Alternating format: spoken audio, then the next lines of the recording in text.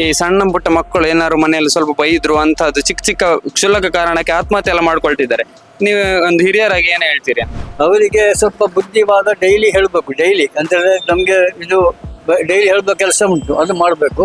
ಅದು ನಾವು ತಂದೆ ತಾಯಿಯವರು ಅದಕ್ಕೆ ಜಾಗೃತಿ ಮೂಡಿಸಿ ಶಾಲೆಯಲ್ಲಿ ಹೋದಾಗ್ಲೂ ಗುರುಗಳು ಅದಕ್ಕೆ ಬೇಕಾದ ಗುರುಗಳೇ ಹೇಳಿಕೊಡುದಲ್ಲ, ಅವ್ರು ಸ್ವಲ್ಪ ಹೊತ್ತಿರುವುದು. ತಂದೆ ತಾಯಿಯವರು ಮುಖ್ಯವಾಗಿ ಅದಕ್ಕೆ ಮುತುವರ್ಜಿ ವಹಿಸಬೇಕು. ಈಗ ಪ್ರೆಷರ್ ಯಾಕಂದ್ರೆ ಮಕ್ಕಳಿಗೆ ಮಾರ್ಕ್ ತೆಗೆದಿಲ್ಲ ಅಂತೇಳಿ ಮನೆಯವರು ಜಾಸ್ತಿ ಪ್ರೆಷರ್ ಆಗ್ತಾರೆ. ಕಾರಣ ಅದು ಒಂದು. ಅದೇ ತಂದೆ ತಾಯಿಯವರಕ್ಕೆ ಅವರು ಎಲ್ಲಿ ಹೋಗ್ತಾರೆ, ಎಲ್ಲಿ ಬರ್ತಾರೆ, ಏನು ಮಾಡ್ತಾರೆ, ಅವರ ಎಲ್ಲ ಆಗು ಹೋಗುಗಳನ್ನು ಅವರು ಗಮನಿಸಬೇಕು.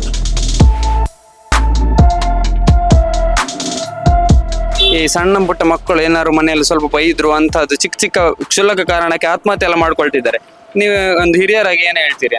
ಅವರಿಗೆ ಸ್ವಲ್ಪ ಬುದ್ಧಿವಾದ ಡೈಲಿ ಹೇಳ್ಬೇಕು. ಡೈಲಿ ಅಂತಂದ್ರೆ ನಮ್ಗೆ ಇದು ಡೈಲಿ ಹೇಳ್ಬೇಕ ಕೆಲಸ ಉಂಟು, ಅದು ಮಾಡಬೇಕು.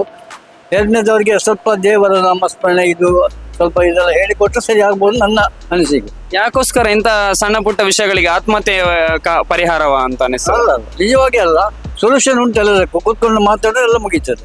ಇಂಥ ಮನಸ್ಥಿತಿ ಯಾಕೆ ಬರ್ತದೆ ಅಂತ ಅನಿಸ್ತದೆ? ಸಣ್ಣ ಪುಟ್ಟ 5ನೇ ಕ್ಲಾಸ್ನ ಮಕ್ಕಳಲ್ಲಿ 6ನೇ ಕ್ಲಾಸ್ನ ಮಕ್ಕಳಲ್ಲಿ ಏನಾದ್ರು ಮನೇಲಿ ಬೈದ್ರು ಅಂತ. ಈಗ ಪ್ರೆಷರ್ ಯಾಕಂದ್ರೆ ಮಕ್ಕಳಿಗೆ ಮಾರ್ಕ್ ತೆಗೆದಿಲ್ಲ ಅಂತೇಳಿ ಮನೆಯವರು ಜಾಸ್ತಿ ಪ್ರೆಷರ್ ಆಗ್ತಾರೆ. ಕಾರಣ ಅದು ಒಂದು. ಅವನಿಗಿಂತ ನನ್ನ ಮಗ ಜಾಸ್ತಿ ಮಾರ್ಕ್ ತೆಗಿಬೇಕು, ನನಗಿಂತ ಮಗ ಹಾಗೆ ಒಂದು ಇದುಂಟು. ಆದ ಕಾರಣ ಇರ್ಬೋದು ನನ್ನ ಅನಿಸಿಕೆ. ಅದರಲ್ಲಿ ಭಾರಿ ಬೇಸರದ ವಿಷಯ ಅದು. ನಾವು ತಂದೆ ತಾಯಿಯವರು ಅದಕ್ಕೆ ಜಾಗೃತಿ ಮೂಡಿಸಿ ಶಾಲೆಯಲ್ಲಿ ಹೋದಾಗ್ಲೂ ಗುರುಗಳು ಅದಕ್ಕೆ ಬೇಕಾದ ಗುರುಗಳೇ ಹೇಳಿಕೊಡುದಲ್ಲ, ಅವ್ರು ಸ್ವಲ್ಪ ಹೊತ್ತಿರುವುದು. ತಂದೆ ತಾಯಿಯವರು ಮುಖ್ಯವಾಗಿ ಅದಕ್ಕೆ ಮುತುವರ್ಜಿ ವಹಿಸಬೇಕು. ಅದು ನಿಜವಾಗಿ ಅದು ಅವರಿಗೆ ಇದಿಲ್ಲ, ಎಂಥದ್ದು ನಾಲೆಜ್ ಇಲ್ಲ ಅವರಿಗೆ.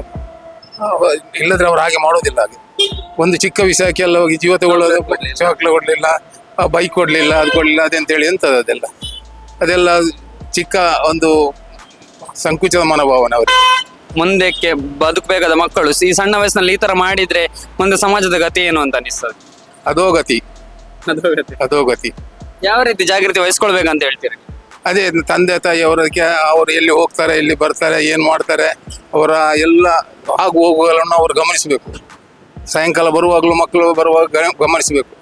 ಅದನ್ನೆಲ್ಲ ತಿಳ್ಕೊಂಡ್ರೆ ಒಳ್ಳೇದು.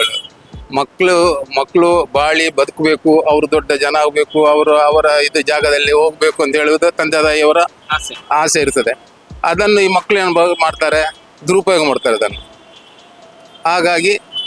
ಹಾಗೆಲ್ಲ ಬರುವುದು ಸಂಕುಚಿತ ಮನೋಭಾವ ಅಂತ ಹೇಳಿದಲ್ಲ, ಹಾಗೆ ಅದರಿಂದಾಗಿ ಅವ್ರಿಗೆ ಮಕ್ಕಳಿಗೆ ಬರುವುದು. ಮನಸ್ಸಿನಲ್ಲಿ ಧೈರ್ಯ ಮಾಡಬೇಕು. ನನಗೆ ನಾನು ನನ್ನ ಕಾಲಲ್ಲಿ ನಿಲ್ಬೇಕು, ನಾನು ಜೀವನ ಮಾಡಬೇಕು, ನಾನು ಮುಂದಕ್ಕೆ ಹೋಗ್ಬೇಕು, ನಾನು ಒಂದು ಜನ ಆಗಬೇಕು, ಎಲ್ಲರದ್ರಲ್ಲಿ ನಾನು ಚೆನ್ನಾಗಿರ್ಬೇಕು ಅಂತ ಹೇಳಿ ಮನೋಭಾವನೆ ಬೇಕು.